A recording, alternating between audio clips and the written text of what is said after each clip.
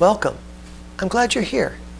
I want to discuss and help us understand the words mysticism, mystical, or mystic.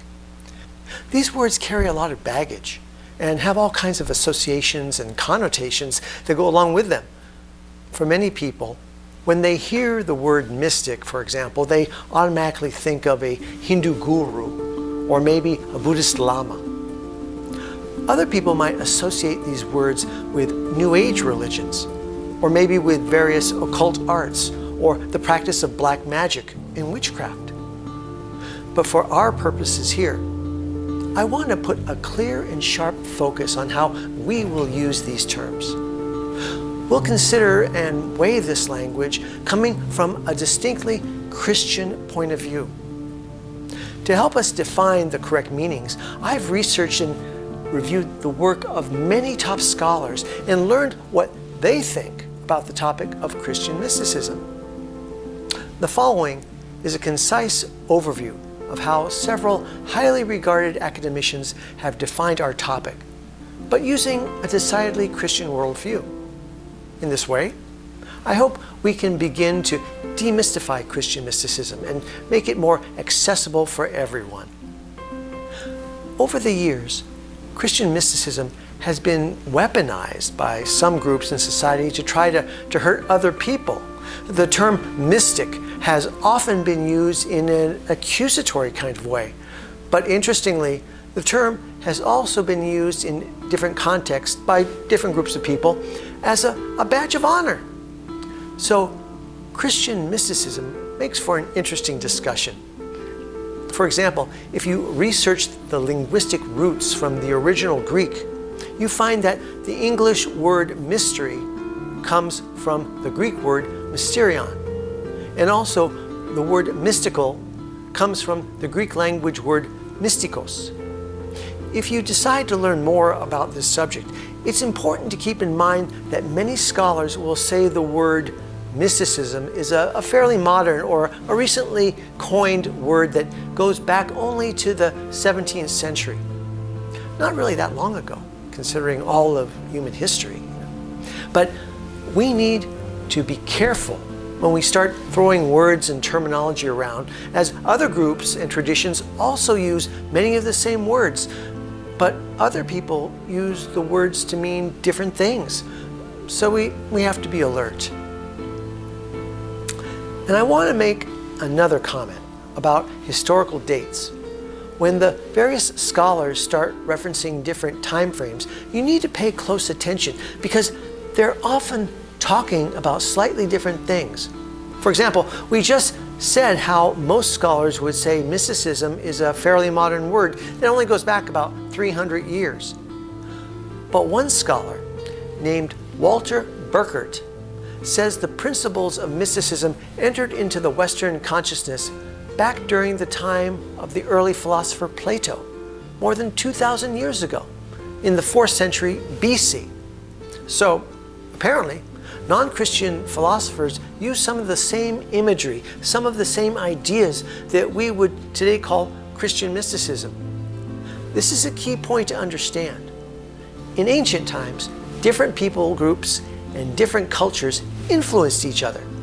These influences showed up in their classic writings. I've seen this happen before. Without getting too far off topic, I do remember when I studied the Hebrew Bible at Fuller Theological Seminary. The school professor blew my whole class away one day when he talked about how the classic stories of the Bible might not be original narratives. A case in point is the classic creation story at the start of the Bible's book of Genesis. It turns out there was an even earlier written history, a Mesopotamian myth called Enuma Elish. This ancient Enuma Elish Babylonian creation myth predates the Bible and contains references to a serpent, to water, and it also talks about the creation of humanity. We can relate this to our main topic of Christian mysticism, as we can see the origins of mystical thinking come to us from non-theologians. Mysticism got its start from even earlier philosophers. In particular, the philosopher Plato wrote some of the first writings on mystical concepts in his two famous works. One is called Phaedrus, and the other is called Symposium. These classic writings expressed ideas surrounding spiritual contemplation, but from the perspective of a philosopher. These were not the views of a theologian.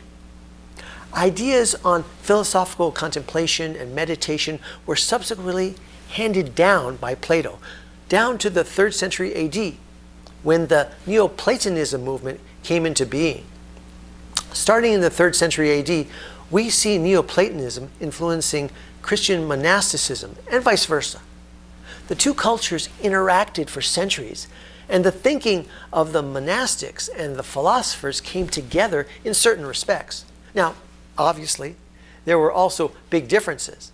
The philosophers put their emphasis on learning about the self, about the individual, while the monastic priests and monks wanted to understand the nature of a higher power that ruled the universe.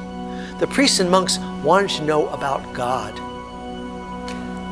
Let's talk about scholarly definitions and what different people mean by Christian mysticism. Academician John Peter Kenny talks about how mysticism entered the Western vernacular in the 19th century.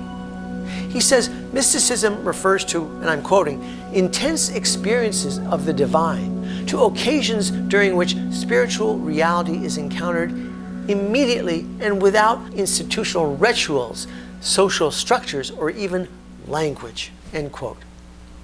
I want to quickly interject something here. We're going to find that close union with a higher power can challenge us in how we try to explain mysticism, mystical practices, and the transformation of the human soul. The role of language is important in all of this, but I think we're going to see how language becomes a limiting factor when we try to explain the infinite.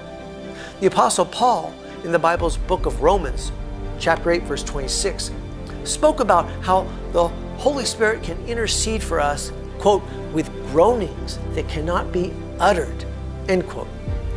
The point is that you cannot put God in a box. If any of this were so easy to visualize and easy to achieve, then it wouldn't be as important and we wouldn't be talking about God. So get ready to have your brain stretched a little bit here. Let's close. We'll continue defining Christian mysticism in our next video. Thank you for watching my series. I hope to see you next time.